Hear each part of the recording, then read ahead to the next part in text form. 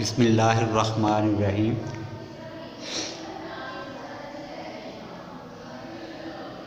हमने पढ़ना है जी business math ICom students part 1 यानी फर्स्ट ईयर आईकॉम और बिज़नेस मैथ है जी। Unit number 1 ratio and proportion. तो हाँ जी, डेट है आज 26 मार्च 2021 यानी 26 मार्च 2021। तो स्टूडेंट्स हमने पढ़ना है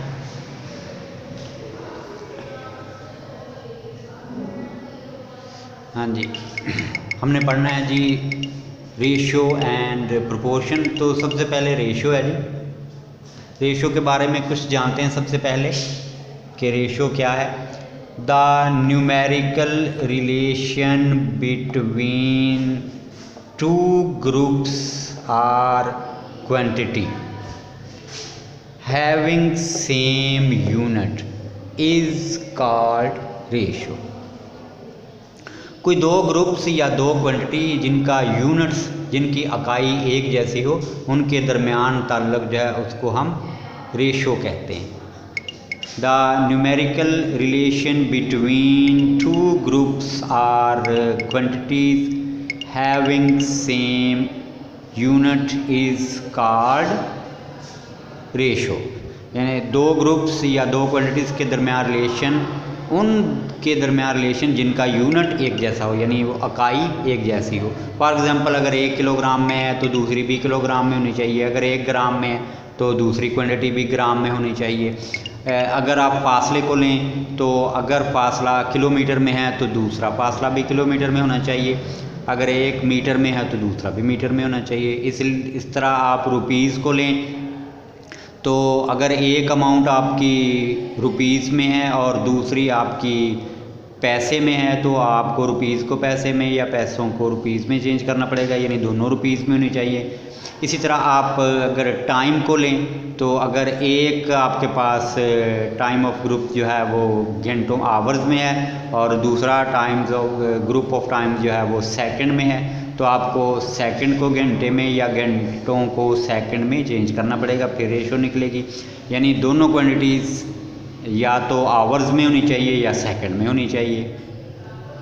तो इन सेम जो यूनिट है उनके दरमियान दो ग्रुप्स या दो क्वांटिटी जिनका यूनिट सेम हो, उनके दरमियान रेशो हम निकाल सकते हैं। In the term of quotient ratio को हम कैसे लिखते हैं? आमतौर पे A/B।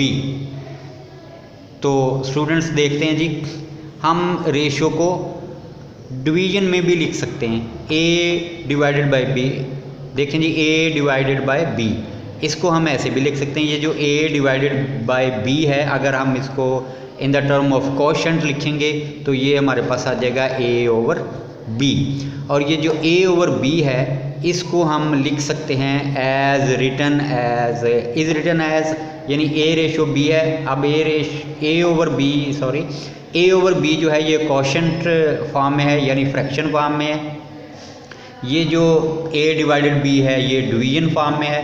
तो डिवीजन फॉर्म को जब फ्रैक्शन फॉर्म में चेंज करेंगे तो ये A/B है और इसको हम पढ़ेंगे A/B या ये A/B पढ़ सकते हैं।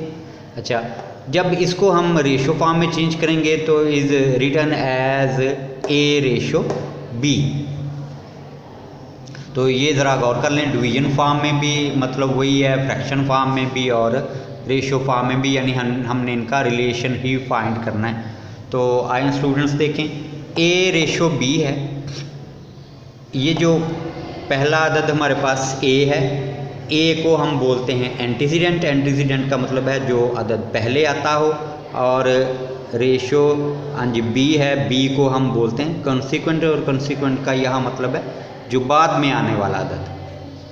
तो ये यहाँ तक तो आप समझ गए होंगे कि जो रेशो है, जो रिलेशन है, उसको हम 2-3 तरीक़ों से शो कर सकते हैं। डिवीजन फॉर्म में A/B, और A/B जो है इसको अगर आप क्वोशंट फॉर्म यानी फ्रैक्शन फॉर्म में चेंज करेंगे तो ये हो जाएगा a डिवाइडेड बाई इक्वल होगा a ओवर b, और इसको अगर हम a ओवर b को रेशो फॉर्म में चेंज करेंगे तो ये a over b, a upon b पढ़ सकते हैं आप इसे, तो is written as a ratio b, ये इक्वल होगा रेशो b के।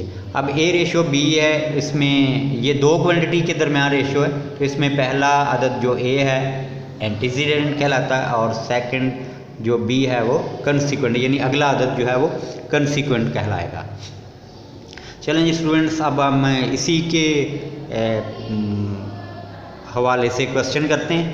क्वेश्चन हमारे पास है जी, क्वेश्चन नंबर 1, ये सेट ए है, सेट ए का क्वेश्चन नंबर 1 है सिंप्लीफाई।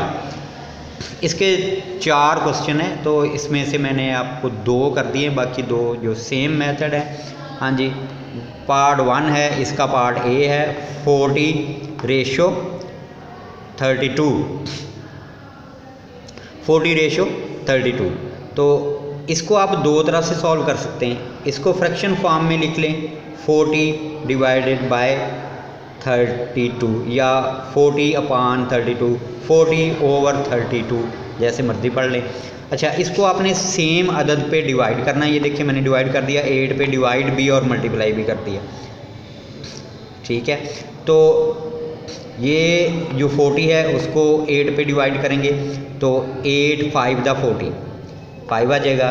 इसको इस पे डिवाइड करेंगे क्योंकि ये ऐसे डिवाइड होता है, तो ये आ जाएगा 4, 8 4 बार 32, यानी 8 मल्टीप्लाई 4 इक्वल 32। तो हमारे पास आ जाएगी फ्रैक्शन फॉर्म 5 ओवर 4। अब 5 ओवर 4 इसको रेशो फॉर्म में लाएंगे तो हमारे पास आ जाएगा 5 रेशो 4, ये आंसर है। अच्छा, इसको दूसरी तरीके से भी आप सॉल्व कर सकते हैं। ये देखें जी, 40 रेशो 32, तो डिवाइडेड बाई 8, दोनों को किसी एक ही हिस्से पर डिवाइड करना है। जितनी भी रेशो हों उनको आपने डिवाइड करना है, मल्टीप्लाई करना है, जो भी करना है वो किसी एक ही डिजिट पे करना है, और जिस डिजिट पे डिवाइड करना है उसे आपने शो भी करना है। तो 40 ओवर 8 एंड 32 ओवर 8, इसको हमने जी 40 को 8 पे डिवाइड कर दिया तो 5 आ गया, और 32 को 8 पे डिवाइड कर दिया तो 4 आ गया। तो हमारा आंसर है जी 5 रेशो 4। अब इसी तरह स्टूडेंट्स नेक्स्ट क्वेश्चन करेंगे। तो नेक्स्ट क्वेश्चन जी हमारे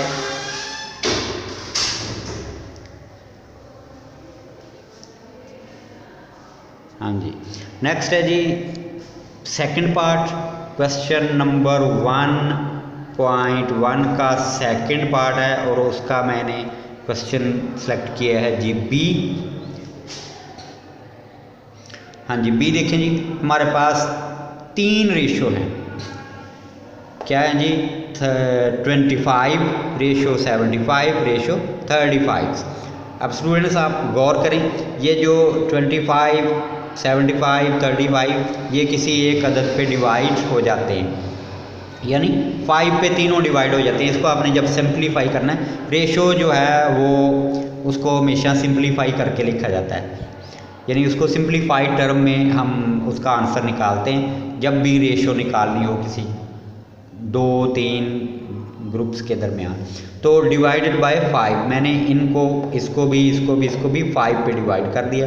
आपने डिवाइड करना है तो आप डायरेक्ट नहीं लिखेंगे, अगर आप डायरेक्ट आंसर देंगे तो हो सकता है आपको नंबर उसका ना मिले, तो आपने शो करना है जिस पे डिवाइड किया है। तो देखें जी, 25 over 5 ratio 75 over 5 ratio 35 over 5। हाँ जी, इसको डिवाइड करेंगे 25 को 5 पे तो आ जाएगा 5 5 दा 25। इसको डिवाइड करेंगे 75 को 5 पे तो आ जाएगा 15 5 दा 75, और इसको डिवाइड करेंगे 35 को 5 पे तो 7 आ जाएगा, 7 5 दा 35। तो हमारा जो आंसर है 5 रेशो 15 रेशो 7। अब ये देखें 5 और 15 तो अब फर्दर डिवाइड हो सकते हैं, लेकिन 7 फर्दर डिवाइड नहीं हो सकता, लिहाजा हम इसको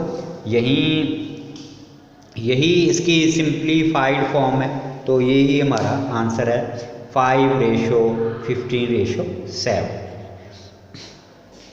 हाँ जी स्टूडेंट्स, तो अब हम अगले क्वेश्चन की तरफ चलते हैं। अगला क्वेश्चन है हमारा, क्वेश्चन नंबर है जी 1.3 क्योंकि हाँ जी 1.3 है, बाकी जो क्वेश्चन है वो फिर इसी से रेलेवेंट है, मेथड सेम होगा। 1.3 है जी, distribute a stock of 6000 electric fan है टू द थ्री डीलर्स।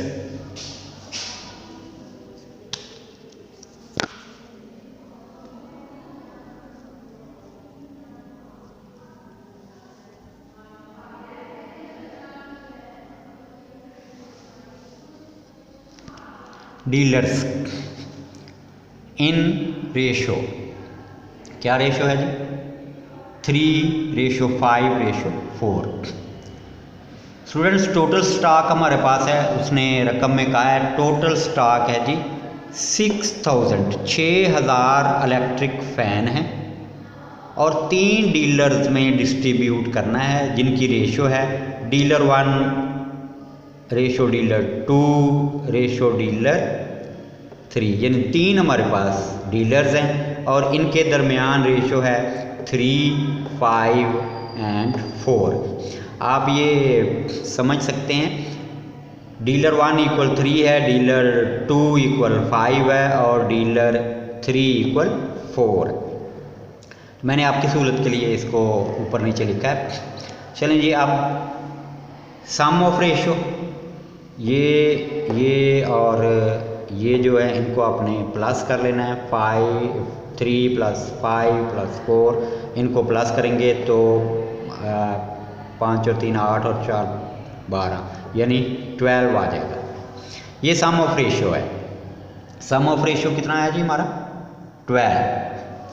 अब हमने शेयर निकाल लेने हैं। शेयर ऑफ डीलर 1, D1 लिखा है मतलब डीलर 1। डीलर 1 की जो रेशो है वो 3 है, 3/12, यानी जो एक्चुअल रेशो और सम ऑफ रेशो इनको डिवाइड करना है और जो टोटल अमाउंट है उस पर मल्टीप्लाई करना है। तो एक्चुअल रेशो उसकी 3 है डीलर 1 की और सम ऑफ रेशो 12 है, मल्टीप्लाई टोटल स्टॉक जो है वो 6000 है। 6000 को 12 पे डिवाइड कर लेंगे तो हमारे पास आ जाएगा 500।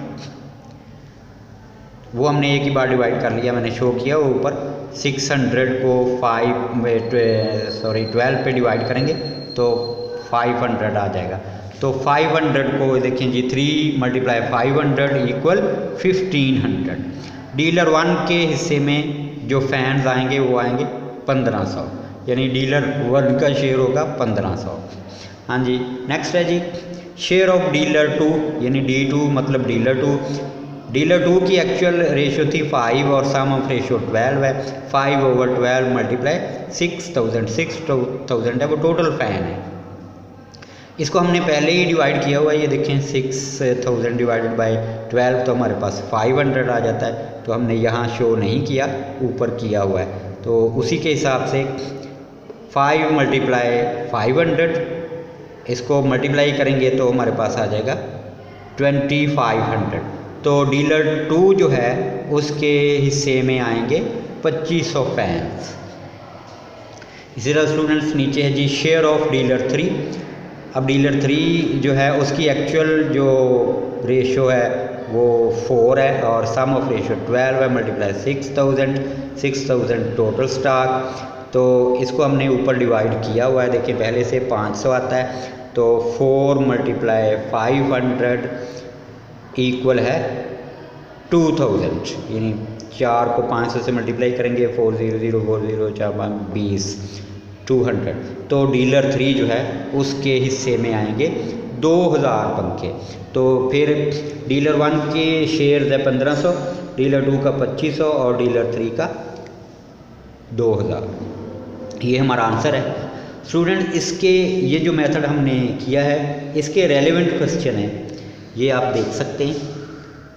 ये रेलेवेंट क्वेश्चन है 1.4, 1.6, 1.8, 1.9, 1.12, 1.13 एंड 1.15। ये जो क्वेश्चन किया है अभी हमने 1.3, ये इसके रेलेवेंट क्वेश्चन है। तो इसी मेथड से ये सारे क्वेश्चन हो जाएंगे। तो स्टूडेंट्स, ये जो रेलेवेंट क्वेश्चन है ये आपने अपने रजिस्टर पे सॉल्व करके आके हमें सबमिट करवाने हैं, चेक करवाने हैं मंडे को। जितने भी स्टूडेंट्स जो देख रहे हैं, जो सुन रहे हैं, वो जो हमारे चनाब कॉलेज से रिलेटेड हैं फर्स्ट ईयर से, तो Chenab college group of schools and college के जो भी स्टूडेंट है फर्स्ट ईयर आईकॉम के पार्ट 1 के, वो ये जो रेलेवेंट क्वेश्चन है ये अपनी नीट कापी पे, रजिस्टर पे, जो भी उनके पास नीट रजिस्टर है उस पे ये सॉल्व करेंगे और मंडे को सबमिट करवाएंगे और चेक करवाएंगे। ये आपकी समझ लें असाइनमेंट है। हाँ जी, नेक्स्ट क्वेश्चन है। नेक्स्ट क्वेश्चन आए जी स्टूडेंट्स 1.5 है जी। Divide the 17,500 in 3 partners. कुछ भी चीज़ है, अमाउंट लगा लें, कोई स्टॉक लगा लें, कुछ भी नंबर ऑफ क्वांटिटीज़ है 17,500, 17,500। इसको आपने, इसके 3 हिस्सेदार हैं, 3 पार्टनर हैं, उनमें आपने इसको डिवाइड करना है। हिस्सेदार जो पार्टनर्स हैं जी वो ए है, बी है, सी है। एक का नाम ए है, दूसरे का बी है, तीसरे का सी है। कोई ए बी सी पार्टनर्स हैं, इनके दरमियान रेशो है जी, in the ratio A ratio B है 4:3। जो ए और बी है उनके दरमियान रेशो है 4:3, यानी उनको रेशो मिलेगा, अगर ए को 4 पार्ट्स मिलते हैं तो बी को 3 पार्ट्स मिलेंगे। ए रेशो बी इक्वल है 4:3। बी रेशो सी है, इसको इसकी है जी बी रेशो सी इक्वल है 6:8, यानी अगर बी को 6 मिलते हैं तो फिर सी को 8 शेयर्स या 8 पार्ट्स मिलेंगे। तो टोटल अमाउंट है हमारे पास, जो भी है मैंने अमाउंट लिख लिया है, आप क्वांटिटी लिख सकते हैं 17,500। 17,500 वो अमाउंट है, क्वांटिटी है, जो कुछ भी।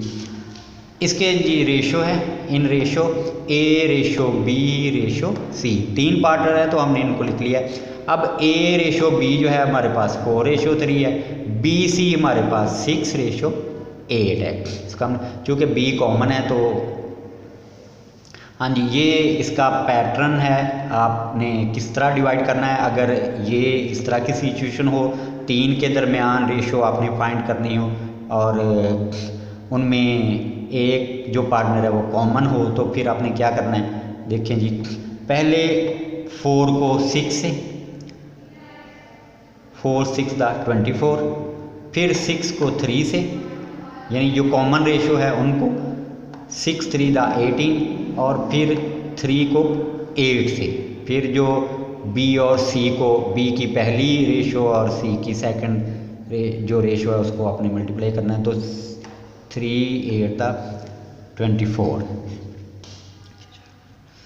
अच्छा जी, हाँ जी, सिंप्लीफाई द रेशो। आप इसको सिंप्लीफाई कर सकते हैं क्योंकि ये बड़ी अमाउंट है, आप प्लस करेंगे तो भी आपको थोड़ी मतलब प्रॉब्लम हो सकती है। दूसरी बात है, जो सिंप्लीफाई होता हो उसको आपने सिंप्लीफाई कर लेना है, इससे कोई फ़र्क नहीं पड़ता। तो ये तीनों जो है किसी एक डिजिट पे, एक नंबर पे डिवाइड हो सकते हैं, लिहाजा हमने इसको सिंप्लीफाई कर लिया। Simplify the ratio and divided by 6, ये 6 पे तीनों डिवाइड हो जाते हैं। तो देखें जी, 24/6 रेशो 18/6 रेशो 24/6, इसको डिवाइड करेंगे 24/6 को तो 4 आ जाएगा, इसको डिवाइड करेंगे यानी 18 को 6 पे डिवाइड करेंगे 3 आ जाएगा और ये 4 आ जाएगा। अब फिर वही मेथड जो हम पहले पढ़ चुके हैं, सम ऑफ रेशो है 4 + 3 + 4 इक्वल है 11। 4 और 3 7 और 4 11, 11 आ जाएगा सम ऑफ रेशो।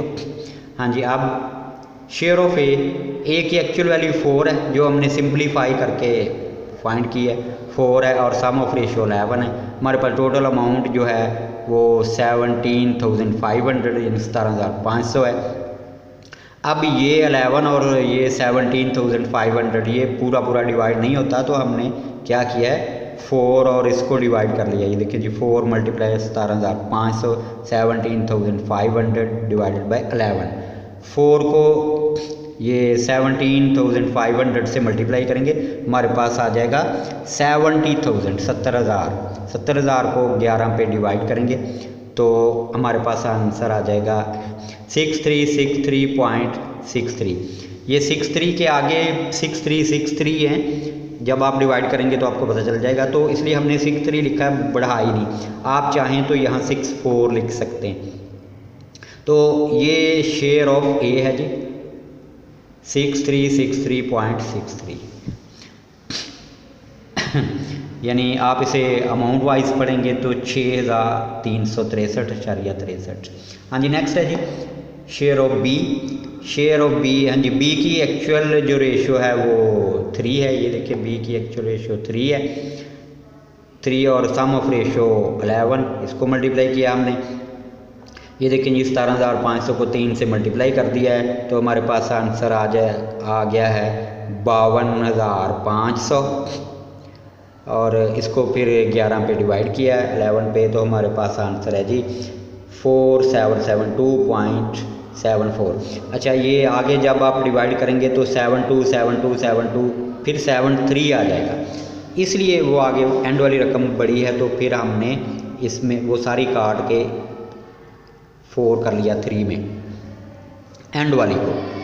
तो ये शेयर ऑफ बी है जी 4772.74। आप 72 भी रख लें तो कोई मसला नहीं, यानी 0.72 भी रहने दें तो भी आंसर आपका सही है। हाँ जी, नेक्स्ट है जी share of C. Share of C है जी, देखिए हमारे पास सी की एक्चुअल वैल्यू जो 4 है, सम ऑफ रेशियो 11 है, ये सेम है ए के साथ, तो इसका आंसर भी वही सेम आ जाएगा 6363.63। तो स्टूडेंट्स हमारे पास आंसर है जी ए 6363.63 है, बी है जी 4772.74 एंड सी है जी 6363.63। इसका जो रेलेवेंट क्वेश्चन है, ये RQ से मेरा रेलेवेंट क्वेश्चन है 1.11। तो ये 1.11 भी आपने खुद करना है और हमें असाइनमेंट ला के सबमिट करवानी। ये जो कंडीशन है असाइनमेंट सबमिट करवाने की, ये जो है वो Chenab schools, group of schools and colleges के जो स्टूडेंट आईकॉम के, ये उनके लिए है। तो स्टूडेंट्स लाजमी आपको जो असाइनमेंट दी गई है वो आपने मंडे को हमें सबमिट करवानी है स्कूल ऑफिस में।